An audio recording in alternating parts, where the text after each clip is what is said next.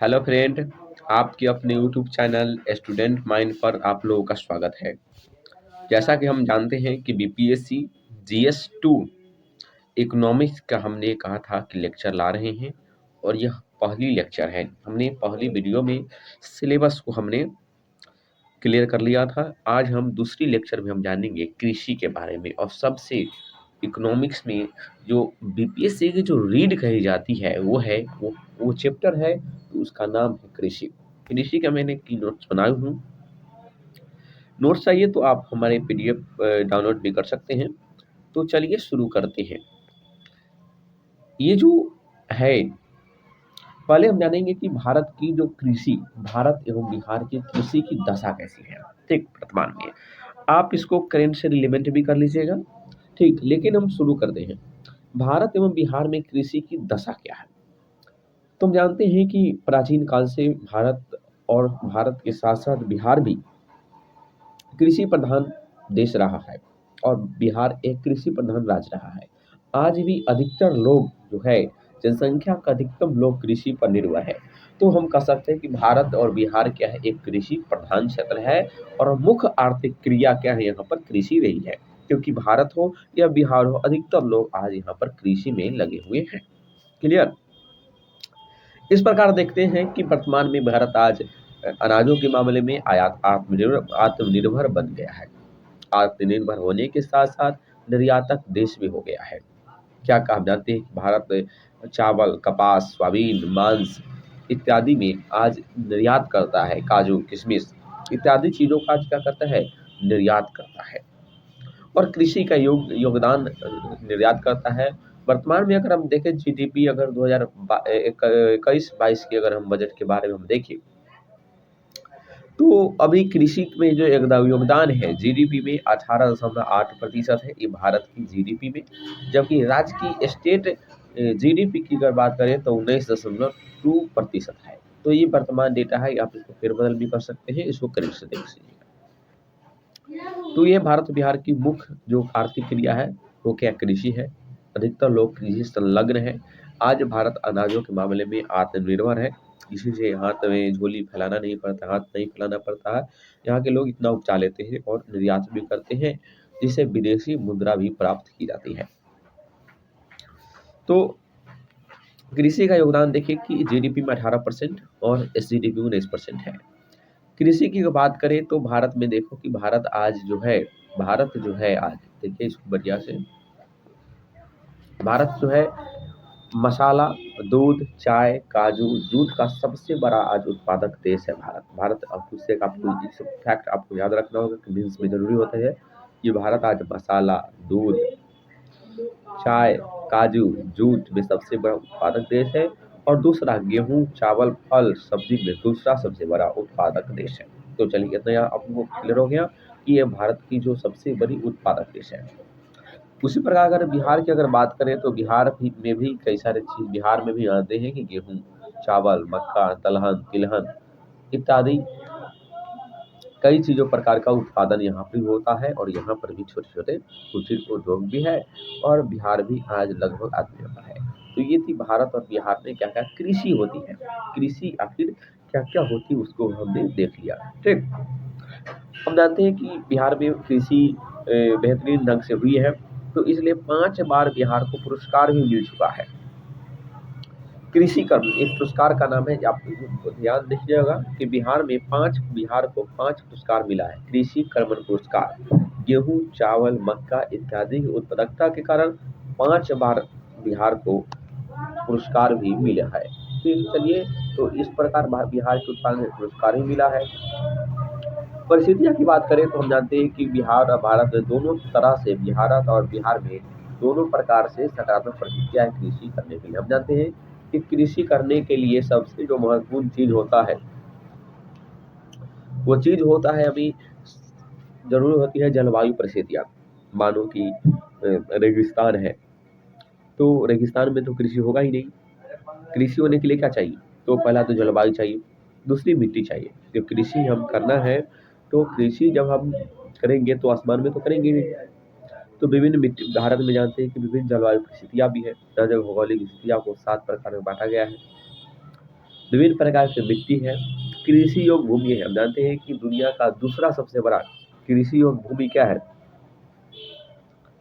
भारत में है। श्रमिक भी हमारे यहाँ उपलब्ध है, जनसंख्या भी है, मांग भी है, बाजार भी है।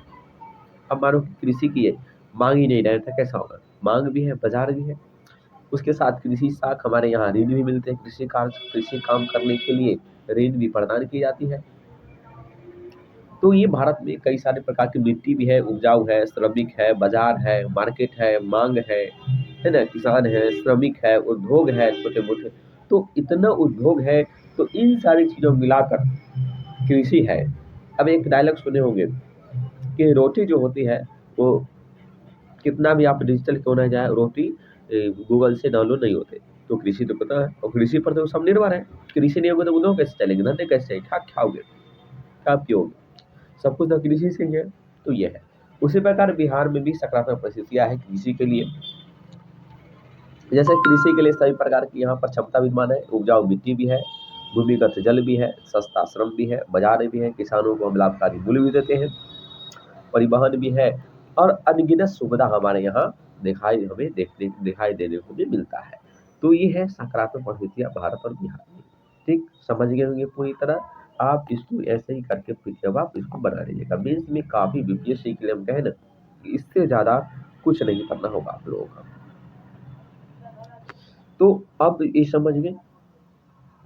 अब हम दूसरे चार्ट में लाते हैं।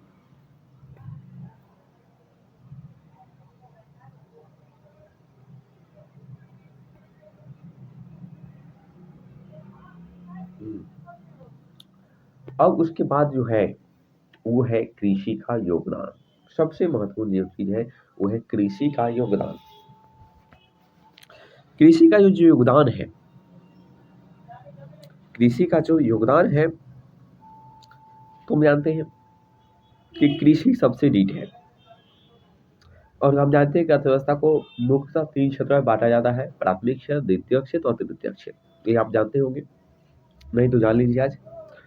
प्राथमिक क्षेत्र में जैसे कि हम अनाज का उत्पादन करते हैं। प्राथमिक क्षेत्र मतलब कि जो प्राकृतिक से संबंध होते हैं, जैसे अनाज का उत्पादन, हमने अनाज पढ़ा, प्राथमिक क्षेत्र में पढ़ा होना अनाज का उत्पादन। अनाज का उत्पादन होगा जिससे खाद्य सुरक्षा को बढ़ावा मिलेगा। दूसरा पशुपालन, तीसरा कुपोषण समाप्त होगी। जब अनाज का उत्पादन करेंगे, सब अनाज को पोषक तत्व सबको मिलेगा, तभी तो कुपोषण कम होंगे। कुपोषण कम होंगे तो उसे रोजगार ही मिलेगा, है ना। अनाज का उत्पादन होगा तो यहाँ वहाँ परिवहन, बाजार, मार्केट, तरह तरह के चीज आएंगे तो रोजगार मिलेंगे। तो प्राथमिक क्षेत्र में योगदान आप याद रखिएगा कि अनाज का उत्पादन, जैसे खाद्य सुरक्षा को बढ़ावा, पशुपालन, कुपोषण का अंत, रोजगार की प्राप्ति। द्वितीय क्षेत्र में बात करें तो वह कच्चे माल के रूप, जैसे कि रबर उद्योग या सूती वस्त्र उद्योग हो गया, उर्वरक उद्योग हो गया। तो उद्योगों के रूप में कृषि का योगदान है। ठीक, जैसे रबर तो कृषि से ही आती है ना। वो भी चीज उद्योग है। मानो कि मक्का का उद्योग है, पॉपकॉर्न है, पॉपकॉर्न कहाँ से आता है? वो भी तो कृषि से आती है। दुनिया में जो भी चीज है कृषि से ही तो आती है। ठीक, तृतीय क्षेत्र की अगर बात करें हम, तृतीय क्षेत्र की अगर हम बात कर लेते हैं तो वो है बैंकिंग। कृषि होगी तो बैंकिंग, कृषि व्यापार होगा, व्यापार होगा तो बैंकिंग का विस्तार होगा। शेयर मार्केट में योगदान, व्यापार घरेलू एवं विदेशी व्यापार होगी। आयात निर्यात, अगर मालों का आयात निर्यात हो गया, गेहूं का हम आयात के रूस से या कोई चीज हम निर्यात करते हैं तो हमें क्या होता है? कृषि का योगदान है कि नहीं? रोजगार मिलता है कृषि से कि नहीं? मानो कोई उद्योग है, पॉपकॉर्न है, व्यापार है, मार्केट है, गेहूं, चावल, आशीर्वाद, आटा, ये सब क्या रोजगार मिला है कि नहीं मिला है? तो परिवहन, मालों को एक स्थान से दूसरे स्थान पर ले जाना क्या है? परिवहन है। तो इन सारी चीजों से प्राथमिक क्षेत्र, द्वितीयक क्षेत्र और तृतीयक क्षेत्र से हमें क्या मिलता है? रोजगार हमें देखने को हमें मिलता है। ठीक है, तो ये है उनका योगदान, प्राथमिक क्षेत्र, द्वितीयक क्षेत्र और तृतीयक क्षेत्र। लेकिन हालांकि हम जानते हैं कि भारत और बिहार में कृषि संबंध कई सारे चुनौती भी देखने को मिलती है। तो हम चुनौती पहले देखते हैं। दोनों में भारत और बिहार में लगभग चुनौती सेम ही होंगी। आपको उसमें ज्यादा टेंशन लेने की बात नहीं है। एक याद अगर आप कर लेते हैं बढ़िया से तो दोनों याद हो जाएंगे। पहली जो चुनौती होती है वह भूधारिता का छोटा आकार बना। जानते हैं कि विश्व का दूसरा सबसे बड़ा जनसंख्या भारत में है। जमीन तो उतने ही, जमीन तो बढ़ते नहीं लेकिन जनसंख्या बढ़ रही है। तो भू धारिता का आकार छोटा होना, ये दोनों में कारण है। भारत में 1.08% है, जबकि बिहार में 0.6%। दूसरी चुनौती है छोटे व सीमांत किसानों की बढ़ती संख्या। हम जानते हैं कि जब जमीन का आकार छोटे हो गए हैं, छोटे व सीमांत किसान बहुत अधिक हो गए हैं, रोजगार नहीं मिल रहे हैं, लोग कृषि करना आप चाहते नहीं। कृषि अब मजबूरी बन गई, बल्कि रोजगार नहीं, बल्कि वो एक अस्थायी कार्य बन गई है। लोग, कुछ लोग, है ना, किसानों को इतना सम्मान भी नहीं मिलता। तीसरा, फसल तीव्रता का भी कम हो गया है, तीसरा चुनौती। चौथी चुनौती वो है शुद्ध शिक्षित भूमि का कमी। हम जानते हैं कि आज भी भारत में सिंचाई की व्यवस्था काफी कमजोर है। आज भी हम भारतीय जो मानसून है, हम भारतीय मानसून पर निर्भर रहना पड़ता है। जलवायु, पांचवा कारण होगा वो जलवायु परिवर्तन का बढ़ता प्रभाव। हम जानते हैं कि बाढ़ आ जाता है, फसल खराब हो जाती है। कभी सुखाड़ आ गया, उसमें भी फसल, बाढ़, सुखाड़, सूखा ज्यादा आ गया, अनावृष्टि वर्षा हो गया, है ना, गोला आ गया, जलवायु परिवर्तन हो गए, इत्यादि कई प्रकार के कारण देखने को मिलते हैं। जिस प्रकार जलवायु परिवर्तन के कारण भी हमें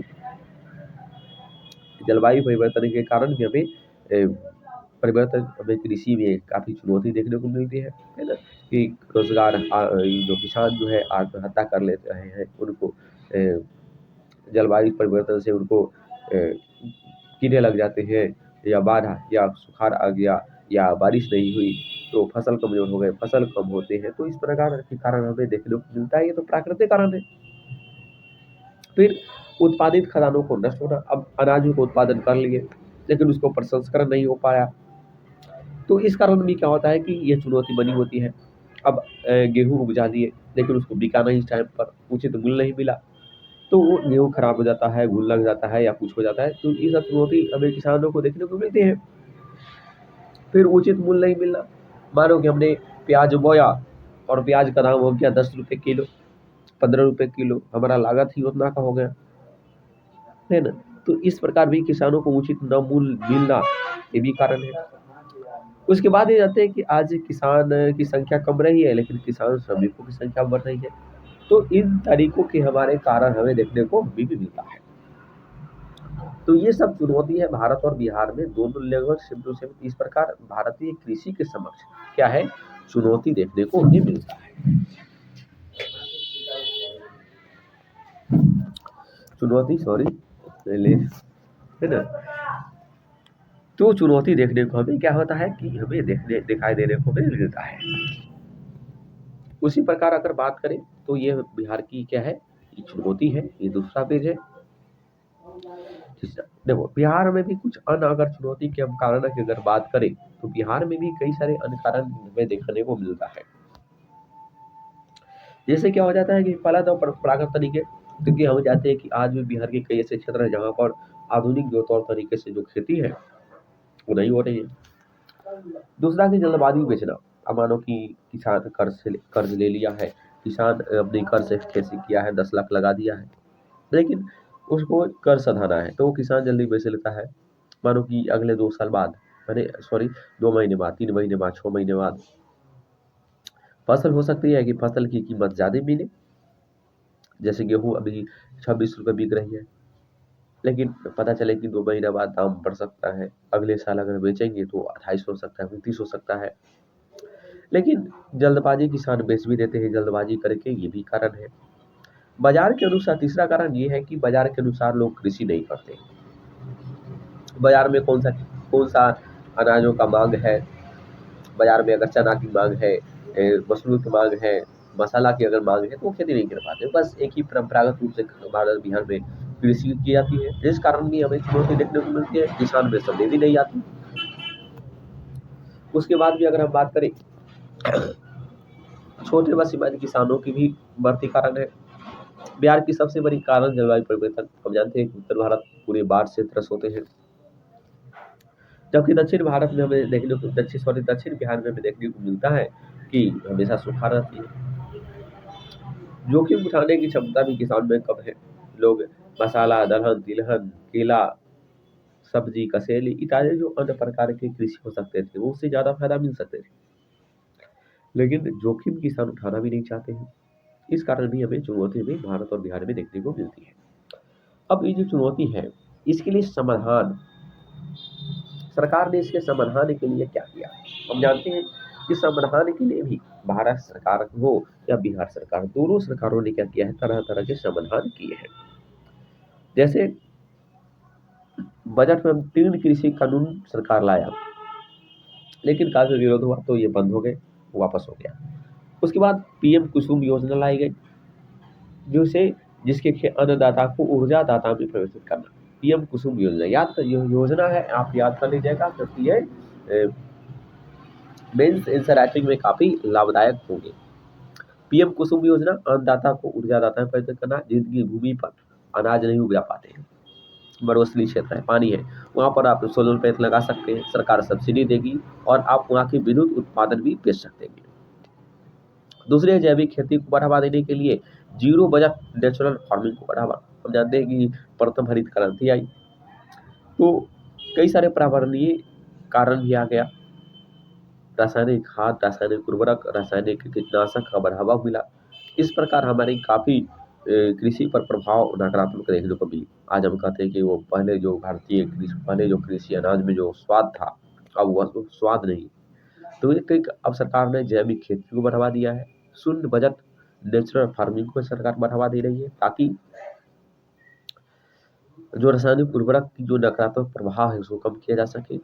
तीसरा है परिवहन भंडारण। हम जानते हैं कि किसान को परिवहन के लिए किसान रेल, कृषि उड़ान चलाई जा रही है। इसके साथ अन्य योजनाएं भी है। प्रधानमंत्री कृषि सिंचाई योजना, कृषि सिंचाई से संबंधित योजना लाई गई है। मृदा स्वास्थ्य कार्ड योजना, मिट्टी की जांच की जाए तब फसल उपज आए, ताकि अधिक से अधिक उत्पादन हो, किसानों में समृद्धि आए, किसानों को लाभ मिले। ये सब आप नेट पर सर्च मार के देख लीजिएगा। ये आप मैंने जानकारी कर दिया है कि अपना आपको लिखना होगा, यहाँ पर कोटेशन करिएगा, बाद में इसको बेहतरीन ढंग से आप हमको बताएंगे अगले वीडियो में। उसके बाद है प्रधानमंत्री फसल बीमा योजना। फसल जो नष्ट हो जाती है सरकार उसको अनुदान देगी। राष्ट्रीय खाद्य सुरक्षा mission, operation green, top to total, जो जिसके परिवहन में जो लागत होती है परिवहन उसको करेगी। उसके बाद है प्रधानमंत्री किसान संपदा योजना, खाद्य प्रसंस्करण को बढ़ावा देने के लिए, प्रधानमंत्री मत्स्य संपदा योजना, मछली के उत्पादनों को बढ़ावा देने के लिए। इन तमाम योजनाएं लाई गई है, जिस प्रकार कृषि को एक बेहतर हम बना सके और एक बेहतर लाभकारी बना सके। एक किसान को बस ये नहीं मजबूरी नहीं, बल्कि एक रोजगार के रूप में, प्रतिष्ठा के रूप में, एक सम्मान के रूप में स्थापित कर सकते हैं। हम अर्थव्यवस्था को बढ़ा सकते हैं, ये अपनी अर्थव्यवस्था में एक व्यापक परिवर्तन ला सकते हैं, निर्यात कर सके। इसके लिए हम काम कर रहे हैं।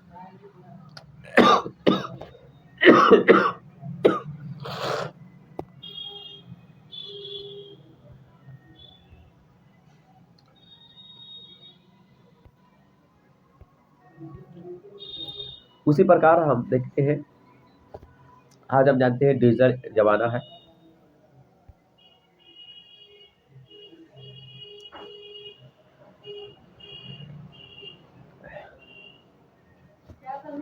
इसके साथ ही जानते हैं कि ई नाम आप जानते होंगे कि एक आधुनिक मंडी है, जिस किसानों को मानो कि उसके एरिया में अगर किसी अनाज का दाम अगर कम मिल रहा है तो ई नाम पर जाकर सर्च कर सकते हैं। मोबाइल है, ऐप है, और आधुनिक मंडी है, प्रतिस्पर्धा अधिक है, यहाँ पर वो अच्छे से दामों पर आराम से बेच सकता है।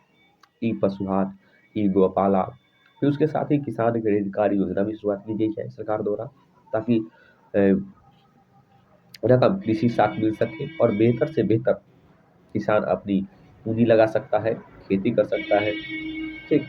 और बजट 2022 से इसमें कृषि कर्ज के लक्ष्य 18 लाख करोड़ रुपए था और सभी किसानों को प्रदान किया गया किसान क्रेडिट कार्ड योजना के द्वारा। इसको एटीएम से भी जोड़ा गया है। क्लियर। बिहार ने भी कई सारे प्रयास किए हैं कृषि को सुधारने के लिए, कृषि को एक लाभकारी बनाने के लिए, किसान को समृद्धि लाने के लिए, किसान की आय को बढ़ाने के लिए। जैसे सबसे महत्वपूर्ण है कृषि विकास रोड मैप की नीति।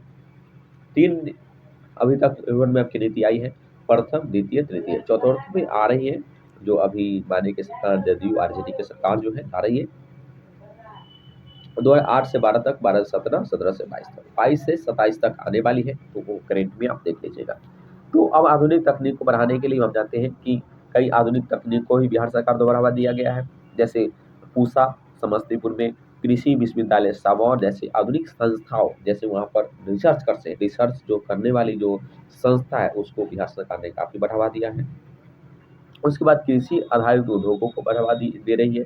किसान अब जानते हैं कि कृषि आधारित अर्थव्यवस्था को बढ़ा रही है सरकार, इसके लिए व्यापक काम कर रही है। बिहार एथेनॉल नीति 2024 ने भी, हम जानते हैं कि चीनी मिल जब बंद हो गई तो एथेनॉल नीति 2024 चीनी मिले के जो अवशेष थे एथेनॉल के, अब चीनी मिल के जो अवशेष बनी थी वहाँ चीनी मिले के अवशेष, एथेनॉल नीति 2024 से चीनी मिले के अवशेष से एथेनॉल की अनुमति दी जाएगी। अब वहाँ पर एथेनॉल का उत्पादन होगी, इससे क्या होगा, रोजगार भी मिलेगा सबको, रोजगार भी मिलेगा, कृषि को भी बढ़ावा मिलेगा, रोजगार भी मिलेगा, तो इससे बढ़ावा हमें मिलता है। ठीक, उसके बाद सब्जी की विक्रय हो, इसके लिए सरकारी ब्रांड का भी विकास किया गया है बिहार सरकार द्वारा। सब्जी की विक्रय के लिए किसका, सरकारी ब्रांड का। पैक्स के माध्यम से अनाजों की खरीद की जा रही है। ठीक, पैक्स के अनाजों की खरीद, one nation one ration card भी लागू की गई है, आधार कार्ड से उसको जोड़ा गया है ताकि पारदर्शिता आए। सब्सिडी, खाद, बीज, उपकरण बिहार सरकार भी सब्सिडी दे रही है। 80% बिहार सरकार भी अब उपकरण पर सब्सिडी दे रही है, खाद पर, बीज पर, उपकरण पर, सिंचाई कर, डीजल सब्सिडी, तो इत्यादि सब्सिडियों के माध्यम से मदद कर रही है बिहार सरकार। कृषि मंडियों का भी आधुनिकीकरण किया जा रहा है, जैसे हमने बोला कि एग्री सेंट्रल ऐप, ई नाम, ई गोपाला, सरकारी ब्रांड, अमेजॉन, इन इन सारी चीजों से हम जानते हैं कि बिहार सरकार और भारत सरकार कृषि में व्यापक प्रभाव लाने के लिए, व्यापक विकास करने के लिए काम कर रही है और ये करने जा रही है। और जो भी कुछ है तो हमने देख लिया कि कृषि की क्या स्थिति है। हमने पढ़ा, हमने देखा कि कृषि क्या है, वर्तमान स्थिति क्या है, कृषि के समक्ष चुनौती क्या है, सकारात्मक परिस्थितियाँ क्या है, योगदान क्या है,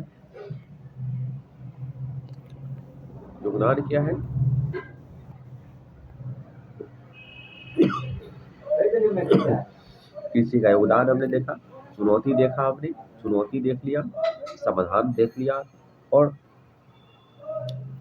समाधान केंद्र स्तर पर और राज्य स्तर पर क्या क्या समाधान किया गया है वो उसको भी हमने देख लिया। तो चलिए इतना ही आज क्लास में रह देते हैं। पहली जो टॉपिक कृषि से हो गई थी, कृषि की जो पहली टॉपिक थी आज हमने खत्म कर दिया। आप यूपीएससी की तैयारी कर रहे हैं, सच भी हो, सच भी हो, और सच भी हो या उलट भी हो, मेंस के लिए बेहद फायदेमंद होंगे।